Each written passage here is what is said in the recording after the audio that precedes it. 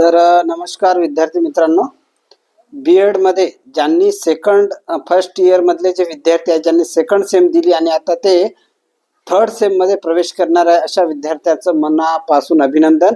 आणि त्या विद्यार्थ्यासाठी एक सिलेबस घेऊन आलेलो आहे मी, ऑथेंटिक सिलेबस, नागपूर विद्यापीठाचं बी एडचं सिलेबस थर्ड सेमचं. तर यामध्ये पेडॉलॉजी सब्जेक्ट असतात, म्हणजे त्यांना भविष्यामध्ये बी एड झाल्यानंतर जे विषय त्यांना शिकवावे लागतात त्या विषयाचं स्पेशलायझेशन ज्याला असं आपण म्हणतो. तर ते स्पेशलायझेशनचे जे जे विषय आहेत, तर पहिला आहे भाषा विषय. तर नागपूर विद्यापीठाला किती भाषा आहेत, किती भाषेचे अभ्यासाला विषय ते पाहू. तर मराठी, हिंदी, इंग्रजी, उर्दू, हिंदी, पाली आणि संस्कृत या 6 भाषा आहेत. तर त्यापैकी मराठी, हिंदी, इंग्रजी आणि उर्दू या ज्या भाषा विषय आहेत या भाषांचा अभ्यास आहे. यांचं सिलेबस सारखंच आहे, ज्यांना 6 युनिटच आहेत आणि त्या युनिटचं नाव सुद्धा सारखेच आहेत, फक्त ते त्या त्या भाषेत असणार आहेत.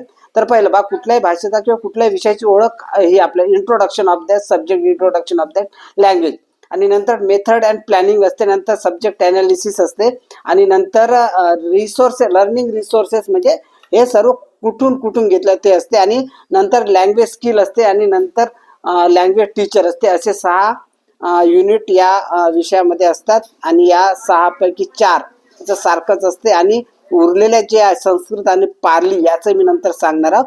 तर सध्यासाठी ज्यांना या म्हणजे सेकंड सेमची ज्यांनी परीक्षा दिली, नुकते जे थर्ड सेम मध्ये एंट्री करणार आहे त्यांना जर याबद्दल कुठलीही माहिती पाहिजे असेल तर माझ्याशी संपर्क साधा.